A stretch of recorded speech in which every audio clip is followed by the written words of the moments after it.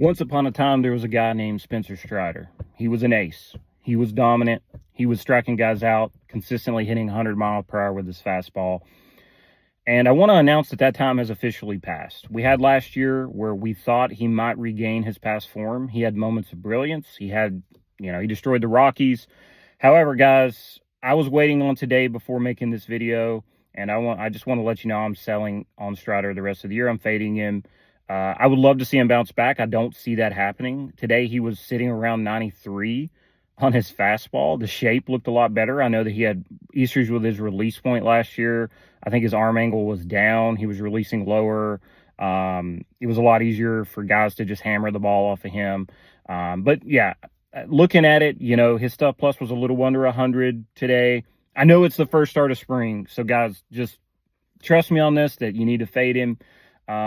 This is my bold take. It's not really, I just see him going around pick 100 in NFBC, and I think that's too high.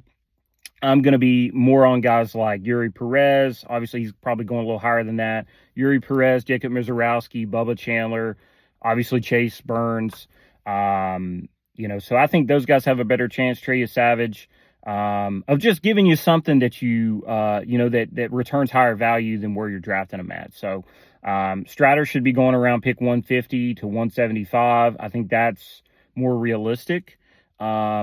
But for comparison purposes, Eury Perez pitched today. His fastball set around 117 stuff plus. I think Strider was around 99, something like that, maybe 100. So guys, that's my opinion.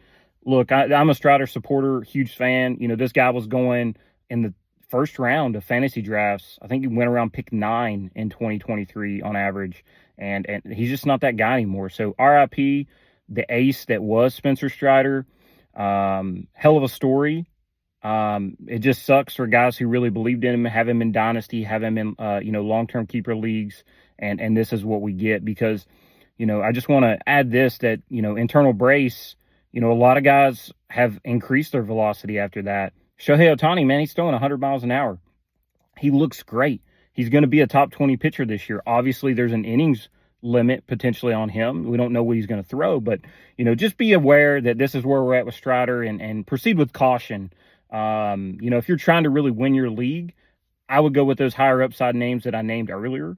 And like I said, I think Chase Burns can be a Cy Young contender. So, those are guys that you can get after Strider right now. So, depending on the league that you're in and where people are drafting, but that's just my opinion. Do as you wish. But wanted to add that today after seeing what he did. So it was all fastball